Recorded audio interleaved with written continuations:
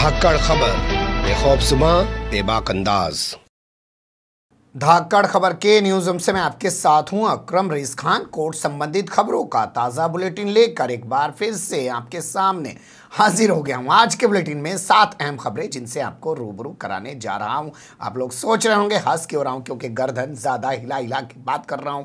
भोंपू media के पत्रकारों की तरह कभी कभी मेरा मन भी करता है हाथ फेंक फेंक के, गर्दन हिला हिला के, कूद कूद के, कोई कुर्सी से उछल उछल के बात करता है। उसी स्टाइल में भी कभी बात करके देखनी चाहिए। वैसे आजकल सोशल मीडिया पर एक छोटा अर्णव भी आ गया है, वो भी खूब उछल कूद मचा रहा है अर्णव गोस्वामी वाले स्टाइल में। आजकल ट्रेंड भी बन गया है। बड़ा इमरान प्रतापगढ़ी फिर एक छोटा सूफियान प्रतापगढ़ी पैदा हो जाता है। आजकल सबको चमकना है और चमकने के चक्कर में कौन क्या कर रहा है ये कोई मायने नहीं रखता है।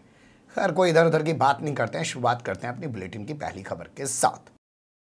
प्रशांत भूषण के खिलाफ 11 साल पुराने एक और मामले में अवमानना का केस चल सकता है। सुप्रीम कोर्ट ने उस मामले में अटॉर्नी जनरल से सलाह मांगी है। आपको बता दें, अटॉर्नी जनरल वो पद होता है जो भारत सरकार की तरफ से नियुक्त किया जाता है कानूनी सलाह के लिए।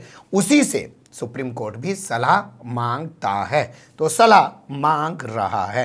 अवमानना के केस 2 ही तरीके से चलाए जा सकते हैं। या तो सुप्रीम कोर्ट किसी मामले में स्वतः संज्ञान ले ले, यानी कि इंग्लिश में अगर बात करें सो मोटो कॉग्निजेंस ले ले, या इसके अलावा अटॉर्नी जनरल अनुमति दे।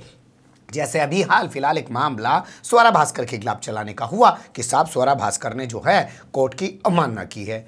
पूरा मामला भेजा गया अटॉर्नी जनरल के पास, लेकिन अटॉर्नी जनरल ने अनुमति नहीं दी स्वरा भास्कर के खिलाफ अवमानना का केस चलाने की। हाल फिलहाल में अभी प्रशांत भूषण को 22 जून और 27 जून को किए गए ट्वीट के आधार पर अवमानना का दोषी ठहराया गया। 1 रुपये की सजा सुनाई गई जुर्माने के तौर पर। इसके अलावा जुर्माना ना अदा करने पर 3 महीने की जेल या 3 साल तक प्रैक्टिस पर रोक लगाने की जो है बात कही गई थी। आदेश सुनाया गया था, जजमेंट सुनाया गया था।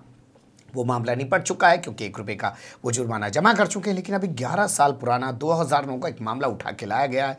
तहलका को इंटरव्यू देते हुए प्रशांत भूषण ने कहा था कि देश के अभी तक के 16 जो चीफ जस्टिस हुए हैं, जो बड़े जज रहे हैं, उनमें से आधे से ज़्यादा भ्रष्टाचारी हैं। और भ्रष्टाचार सिर्फ पैसे का नहीं होता है, नैतिकता का भ्रष्टाचार होता है, अपने भाई भतीजे को फ़ायदा दिलाने का भ्रष्टाचार होता है। यहाँ मैं से ऐसे कहूँ कि जो कैरेक्टर का भी भ्रष्टाचार होता है। मान ली पैसे लेते देते नहीं है कि कैरेक्टर के ठीक नहीं है, तो वो तमाम चीज़ों का जिक्र प्रशांत भूषण ने कहा था। तो उसमें कहा गया है कि साहब देखिए, इन्होंने पहले भी कोर्ट की अवमानना की है, अदालत की अवमानना की है, इन पर वो केस चलना चाहिए। अब उसमें जो प्रशांत भूषण की तरफ से कहा जा रहा वो ये कि साहब वो तो पूर्व थे। चलिए इस बार तो आपने कहा कि मैंने वर्तमान के बारे में बोल दिया, यानी कि जस्टिस ऐसे बोबड़े को लेकर बोल दिया। मैंने तो पूर्व के बारे में बोला था, रिटायर जो लोग हो चुके थे उनके बारे में बोला था, इसलिए लागू नहीं होता है। लेकिन ये मामला चलाने के लिए सलाह मांगी जा रही है अटॉर्नी जनरल से अपने खिलाफ। हाल फिलहाल में अभी सुनाए गए फैसले के खिलाफ प्रशांत भूषण ने भी एक पिटीशन दाखिल की है, जिसमें 1 रुपये का जुर्माना, 3 महीने की सजा और 3 साल की पाबंदी वाला मामला था। उन्होंने कहा है कि इस मामले को बड़ी बेंच को सुनना चाहिए, क्योंकि जो नीचे वाली जो बेंच थी 3 जज साहिबान की, उसने इनके खिलाफ ये सही फैसला नहीं सुनाया है। देखेंगे क्या सुप्रीम कोर्ट की बड़ी बेंच इस मामले को सुनने को तैयार होगी, और जो पिछला 11 साल पुराना वाला मामला उखाड़ा जा रहा है उसका क्या होगा। पर कुल मिला के एक लाइन आपको बता दूं, इसी की कहते हैं कि एक बार किसी के पीछे पड़ जाइए, सब तरफ से घेर घोट के उसको ख़त्म कर दीजिए। 70 साल के इतिहास में कांग्रेस अगर ये करती तो शायद नाथुराम गोडसे वाले यहाँ तक नहीं पहुँच पाते, गांधी के विचारों वाले ही आगे बढ़ते। लेकिन इन्होंने मौका दिया उनको आगे बढ़ने का। अगली खबर का रुख कर लेते हैं। समलैंगिकों को हिंदू मैरिज एक्ट के तहत मिले विवाह का अधिकार। जी हाँ, विवाह का अधिकार हिंदू मैरिज एक्ट के तहत मिलना चाहिए समलैंगिकों को, यानी कि एलजीबीटीज को। इसी मांग को लेकर दिल्ली हाई कोर्ट में एक पिटीशन दाखिल की गई है। दिल्ली हाई कोर्ट में पिटीशन दाखिल करते हुए मांग की गई है कि साहब ठीक है, सुप्रीम कोर्ट ने कहा कि एलजीबीटी भी एक जेंडर होंगे, भाई मर्द है, पुरुष है, और तीसरा ट्रांसजेंडर होंगे। अब हर फार्म में, आप बैंक में जाएंगे, कहीं जाएंगे तो वहाँ कॉलम हर नौकरी में सब जगह पे आता है। लेकिन उनको सिंगल माना गया है, उनको डबल जोड़े के तौर पे स्वीकार नहीं किया गया है। उनको यह अधिकार नहीं दिया गया है कि उनका जो विवाह होगा वो आखिर किस कानून के तहत होगा। तो इसलिए हम मांग करते हैं हिंदू मैरिज एक्ट 1956 के तहत उनको विवाह का अधिकार दिया जाए, क्योंकि हिंदू मैरिज एक्ट 1956 में लिखा है, ये लाइन थोड़ा गौर से सुनिएगा, हिंदू मैरिज एक्ट 1956 में लिखा है कि 2 हिंदू शादी कर सकते हैं। तो उसमें यह नहीं लिखा है कि मर्द या औरत औरत या मर्द मर्द, तो दो हिंदू आपस में शादी कर सकते हैं, विवाह कर सकते हैं। तो यह अधिकार मिलना चाहिए हिंदू मैरिज एक्ट के मुताबिक। तो इन्होंने यहाँ अपनी पिटिशन दाखिल कर दी है, अपना दावा पेश कर दिया। अब देखते हैं हाई कोर्ट के इस मामले को सुन पाएगा। ये मामला इतने बड़े स्तर पर फैल जाएगा कि हाई कोर्ट के भाई इसको लेकर सुप्रीम कोर्ट जाओ और सुप्रीम कोर्ट इस पर एक संवैधानिक बेंच गठित करे, उसके बाद सुने। क्योंकि इस मामले में एक चीज़ आ सकती है, जो किन्नर समाज है वो ज़्यादातर मुस्लिम माना जाता है। तो क्या कल को वो भी आएगा हाई कोर्ट या सुप्रीम कोर्ट और वो कहेगा हमें भी शादी का जो है अधिकार दो, शादी का हक दो, उन्हीं की ज़बान में बात करें, हमें शादी का हक दो और वो हक हमें मुस्लिम मैरिज एक्ट के यानी कि मुस्लिम निकाह जो एक्ट है उसके मुताबिक मिलना चाहिए। तो ये एक बड़ी बहस का मुद्दा बन सकता है, लेकिन ये खबर आ रही थी तो आपके सामने रखना ज़रूरी समझा। आगे जो भी अपडेट होगा लाने की कोशिश करेंगे। तीसरी खबर का रुख कर लेते। एनजीटी के खिलाफ सुप्रीम कोर्ट जा सकती है झारखंड की हेमंत सोरेन सरकार। करना तुम्हारा भरना हमारा। जैसे अब आप देखिए 6 साल में देश को बर्बाद कर दिया। हम कह रहे हैं 2024 में जाके सरकार बदल जाए, तो क्या कोई भी सरकार आके देश को संभाल लेगी? इन्होंने बर्बाद इतना कर दिया है कि सारा गुस्सा फिर उसी सरकार पे निकलेगा। यही हाल झारखंड में देखने को मिल रहा है।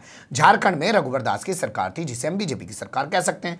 उस सरकार ने हाईकोर्ट की नई बिल्डिंग बनाई, उस सरकार ने विधानसभा की नई बिल्डिंग बनाई, और विधानसभा की बिल्डिंग का उद्घाटन तो चुनाव से ठीक पहले प्रधानमंत्री नरेंद्र मोदी ने किया साहब। और डंका पीटा गया कि इतने कम वक्त के अंदर रिकॉर्ड समय में झारखंड विधानसभा की बिल्डिंग बना दी गई, उसमें ऐसा पत्थर लगा है, उसमें वैसा पत्थर लगा है, ये सब चीजें प्रचारित प्रसारित की गई। लेकिन जानते हैं उस बिल्डिंग को बनाने से पहले पर्यावरण की एनओसी नहीं ली गई। अब पर्यावरण की एनओसी ना लेने के बाद वो मामला एनजीटी में फंस गया जाके। एनजीटी यानी कि नेशनल ग्रीन ट्रिब्यूनल ने इस पूरे मामले में झारखंड सरकार पर 130 करोड़ रुपए की पेनल्टी ठोक दी। झारखंड सरकार ने कहा ये फैसला आने के बाद कि देखिए ये रूप है बीजेपी की सरकारों का, वो नियमों को ताक पर रखकर ऐसे बिल्डिंगें बना रही थी। ये हमारी करनी नहीं है, ये उनकी करनी है। बीजेपी ने पलट के कहा ना जी, जब प्रधानमंत्री नरेंद्र मोदी उद्घाटन करने आए थे ना, उससे पहले हमने पर्यावरण की एनओसी ले ली थी। तो बड़ा सवाल ये पैदा होता है कि आखिर पर्यावरण विभाग ने बिल्डिंग बन जाने के बाद एनओसी कैसे दे दी, और बिल्डिंग बनने से पहले एनओसी अगर नहीं ली थी तो पर्यावरण विभाग ने उस बिल्डिंग को बनने कैसे दिया? बेहतर होता कि एनजीटी पर्यावरण विभाग की भी खिंचाई करता। ये तमाम चीज़ें निकल के इसमें आ रही हैं, लेकिन कुल मिला के बताया जा रहा है कि सरकार के पास कोई ऑप्शन तो है नहीं। या तो भैया 130 करोड़ रुपए जमा करो, नहीं जमा करते तो सुप्रीम कोर्ट जाओ इस फैसले के खिलाफ। तो माना जा रहा है कि हेमंत सोरेन सरकार इस मामले को लेकर सुप्रीम कोर्ट जाएगी और पूरे राज्य में प्रचार प्रसार करेगी कि बीजेपी सरकार किस तरीके से नियमों की धज्जियां उड़ाते हुए काम करती है, और प्रधानमंत्री नरेंद्र मोदी ऐसे भवनों का उद्घाटन करते हैं जिनके पास एनओसी भी नहीं होती है। काफ़ी दिलचस्प खबर है, इलाहाबाद हाईकोर्ट से आ रही है। आपके भी किसी भाई भैया से जुड़ी हुई हो सकती है, क्योंकि पुलिस वाले तो इसी समाज का हिस्सा होते हैं, अलग से तो किसी दुनिया से आते नहीं। वो अलग बात है कि वर्दी पहनकर उनके अंदर अंग्रेज़ों वाला खून दौड़ने लग जाता है और लोगों पर जुल्म और अत्याचार करने लग जाते हैं। पर हालांकि वहाँ भी वो सामने वाले की औकात देख के करते हैं। जैसे हमारे यहाँ साउथ दिल्ली में जब रात को कुत्ते भौंकते हैं और लोगों को नींद नहीं आती, जो बड़ी बड़ी कोठियों में रहते हैं, तो 100 नंबर पर फ़ोन मिलाते हैं, वो कहते हैं ओए आके यहाँ पे इन कुत्तों को भगा, नींद नहीं आ रही है, भौंक रहे हैं वो। तो वहाँ पुलिस वाले जाते हैं, कुत्तों को भौंकते हैं। लेकिन वहीं दिल्ली का जो जमुना पार का इलाका है, वहाँ किसी के साथ लूट हो जाए, बलात्कार हो जाए, मर्डर हो जाए, पुलिस जाके उसी पे लठे आती है, उसी को मारती है, क्योंकि जानती है ना यहाँ पे हम गुर्रा सकते हैं, वहाँ पे हम गुर्रा नहीं सकते। तो दरोगाओं से जुड़ा हुआ मामला है। बहुत सारे दरोगा पहुंचे इलाहाबाद हाईकोर्ट। उन्होंने कहा साहब हमारे बैच के जो दरोगा हैं उनका प्रमोशन नहीं किया जा रहा, जबकि हमारे से जो जूनियर हैं उनका प्रमोशन किया जा रहा है। 300 ऐसे दरोगाओं को ट्रेनिंग पे भेज दिया गया है थानेदार बनने के लिए, यानी कि इंस्पेक्टर बनने के लिए। दरोगा यानी कि सब इंस्पेक्टर होता है, प्रमोशन होकर इंस्पेक्टर बन जाता है। तो हमारे साथ ऐसा क्यों किया जा रहा है? हाईकोर्ट ने पूरे मामले को देखा, समझा और जाना कि हाँ ये तो ठीक कह रहे हैं, सीनियर को छोड़ के जूनियर का प्रमोशन किया जा रहा है। तो भैया जूनियर वाले सत्ता के करीब होंगे ना, चाचा, रिश्तेदार, भाई भैया, ताऊ कहीं तो बैठा होगा, जी हमारे दरोगा को करवा दो जी मंत्री जी, हमारा दरोगा इंस्पेक्टर हो जाएगा, 2 रुपये का फायदा भी हो जाएगा, थाने का इंचार्ज भी हो जाएगा, 2 रुपये की वैसे भी आमदनी बढ़ जाएगी, थारी सत्ता रहते हुए हमारा ना होने का तो क्यों करो? अरे यार वो लोग शोर मचाए जी, जाने दो उन्हें, शोर मचाने दो, चले जाएंगे हाईकोर्ट। जब हाईकोर्ट जाएंगे तो हाईकोर्ट से जब मामला आगा जब देखा जाएगा, तो ऐसे लोगों को छोड़ दिया जाता है। तो हाईकोर्ट के जस्टिस हैं प्रकाश पाड़िया, उनकी बेंच के सामने 2012 बैच के बहुत सारे दरोगाओं ने पहुंचकर एक पिटीशन दाखिल की। उसमें आरोप वही लगाया कि हमारे जूनियरों को 300 जिनमें से ज़्यादातर जूनियर शामिल हैं, दरोगाओं को इंस्पेक्टर बनने के लिए ट्रेनिंग पर भेज दिया गया, लेकिन हमें नहीं भेजा जा रहा है। जबकि 2017 दिसंबर 2017 में जो पहली लिस्ट आई थी सरकार बनने के बाद, उसमें हमारा नाम था कि जी हमारा भी प्रमोशन होना है, क्योंकि 7 साल पूरे हो रहे थे, हमारा भी प्रमोशन होने वाला था। लेकिन 2017 के बाद 3 सूचियां, 3 लिस्टें जारी हो चुकी हैं, उसमें हमारा नाम नहीं है। पूरे मामले को हाईकोर्ट ने गंभीरता से लिया, आदेश दिया 6 हफ्तों के भीतर निर्णय ले सरकार, क्या इनका प्रमोशन करेगी या नहीं करेगी। ये बहुत स्पष्ट निर्णय सुनाया है। अगली खबर का रुख कर लेते हैं। नीरव मोदी को भारत की अदालतें नहीं दे सकती हैं इंसाफ, इसलिए माई बाप हम मांग करते हैं कि इनको भारत ना भेजा जाए। हालांकि माई बाप वर्ड यूज करने वाली शख्सियत नहीं थी, वो शख्सियत खुद माई बाप कहलवाने वाली थी। यानी कि एक जस्टिस ने नीरव मोदी के हक में बयान दिया है। वीडियो कॉन्फ्रेंसिंग के जरिए लंदन की अदालत में देश के जाने माने सुप्रीम कोर्ट के रिटायर्ड जज मार्कंडे काटजू, जो अपनी बेबाकी के लिए जाने जाते हैं, उन्होंने ये बयान दिया है। उनका कहना है भारत की ज्यादातर अदालतें भ्रष्ट हैं और यहाँ की जो जांच एजेंसियां हैं वो सरकार के इशारे पर काम करती हैं। तो ऐसे में उम्मीद नहीं है कि नीरव मोदी को इंसाफ मिल पाएगा, इसलिए नीरव मोदी को भारत मत भेजिए।